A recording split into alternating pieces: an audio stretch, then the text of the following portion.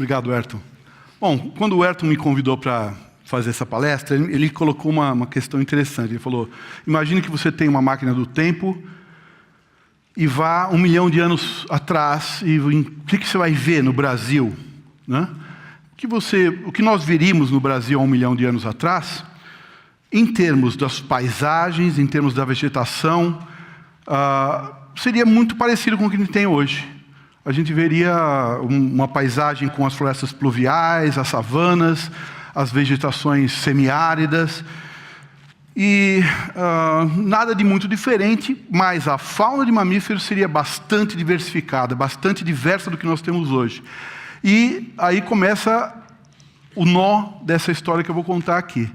Esse nó tem 3 etapas. Tem, em primeiro lugar, essa fauna de 1 milhão de anos, com a fauna de hoje, comparadas. Em segundo lugar, a gente vai fazer uma discussão sobre extinção. O que significa isso de fato? Né? O Max começou a falar sobre extinção de uma forma brilhante e colocou a questão de que a extinção abre oportunidades. Mas a extinção precisa ser compreendida em como ela acontece. E, finalmente, eu gostaria de também terminar essa apresentação com uma discussão do que significa a extinção da biodiversidade em função do que a gente sabe sobre extinção. Então, essa fauna de 1 milhão de anos atrás, o que ela era? Era muito diferente. Para começar, a gente tinha basicamente tudo que a gente tem hoje. Todos os mamíferos atuais estavam presentes há 1 milhão de anos atrás. 1 milhão de anos atrás é uma idade tão recente que você provavelmente teria poucos gêneros de mamíferos atuais que já não existiriam nessa época. Todos eles estavam ali. Então nós teríamos os macacos que a gente conhece, a gente teria os marsupiais diversificados, teria os tatus, as preguiças, a anta, os porcos do mato, vários tipos de roedores, né?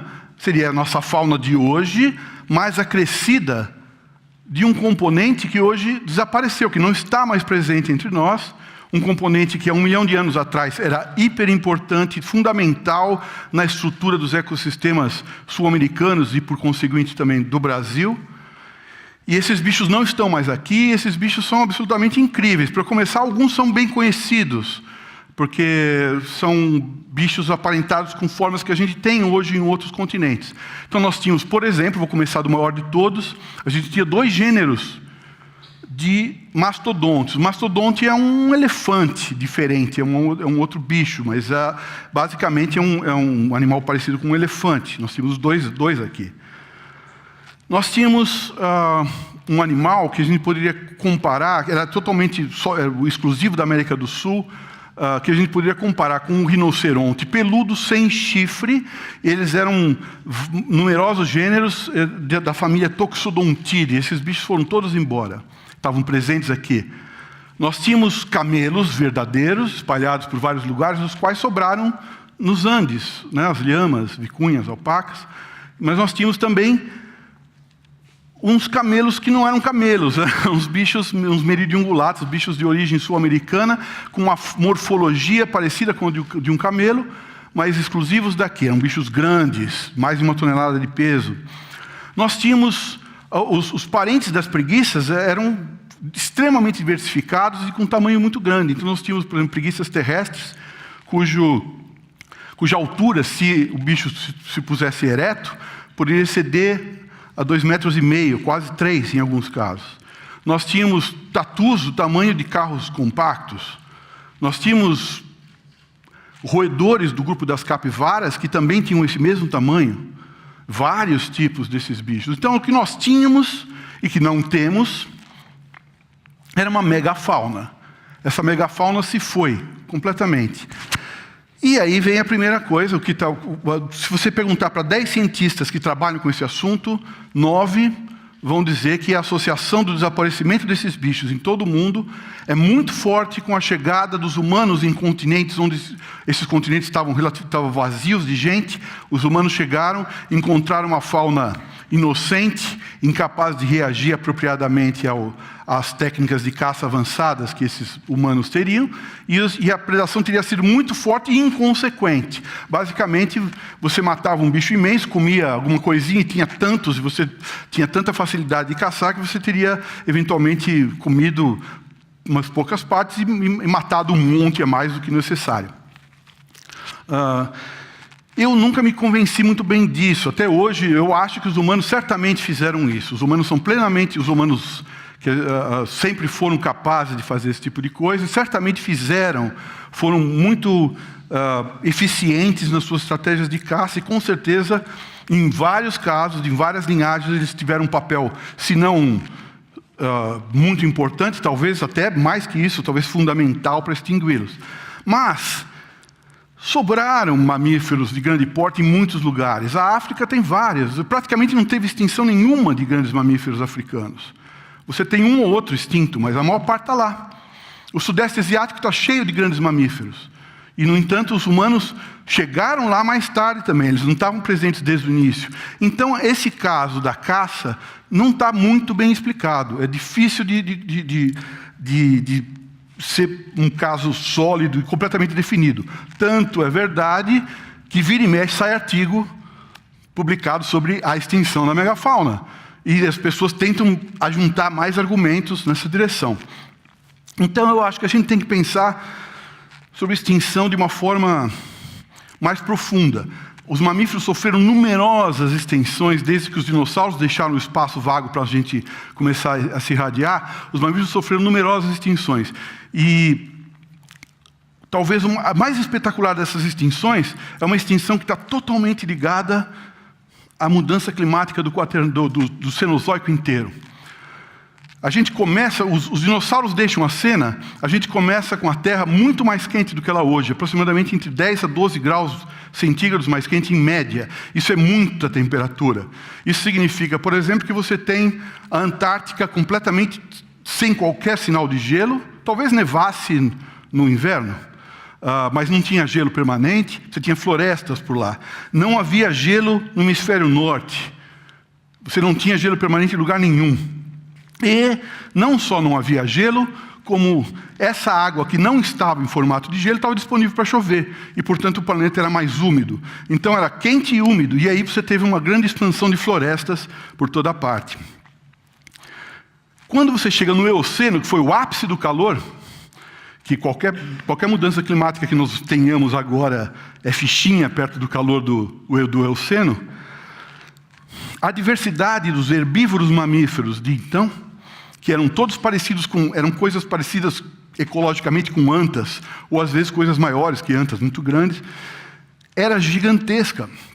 A gente tinha 55 famílias de mamíferos herbívoros, isso não é pouca coisa, 55 famílias, mais de 200 gêneros. E isso de uma fauna que tem 35 milhões de anos e, portanto, é conhecida só parcialmente, porque é um registro fóssil que a gente tem. E esses bichos acompanham, se você fizer pegar a temperatura da Terra no começo do Paleoceno e chegarmos a hoje, o gráfico é mais ou menos assim. O planeta vem esfriando ao longo do tempo. Quando eu ploto essas linhagens de mamíferos herbívoros, comedores de folhas tenras, contra a temperatura, o gráfico vai juntinho. É maravilhoso.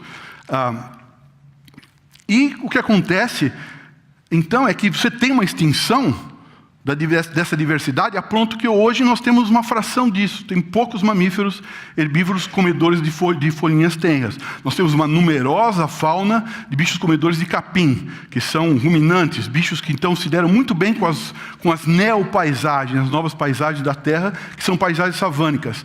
As florestas que dominavam foram deixando espaço para as campinas, para os campos com gramíneas. E comer gramínea é a coisa mais difícil do mundo, é uma planta muito dura. Tá? Então, são bichos completamente diferentes, eles não competiram entre eles, porque eles nem viviam no mesmo lugar, um vivia na campina, outro vivia na floresta, eles não estavam competindo. O que aconteceu que esses bichos aqui perderam a primazia ou dominância na fauna que eles tinham? O que aconteceu foi a única coisa que a gente sabe com certeza que está totalmente relacionada à diversidade taxonômica, que é o tamanho da área. O tamanho da área florestal diminuiu drasticamente, e se você tem menos área, você tem menos espécies.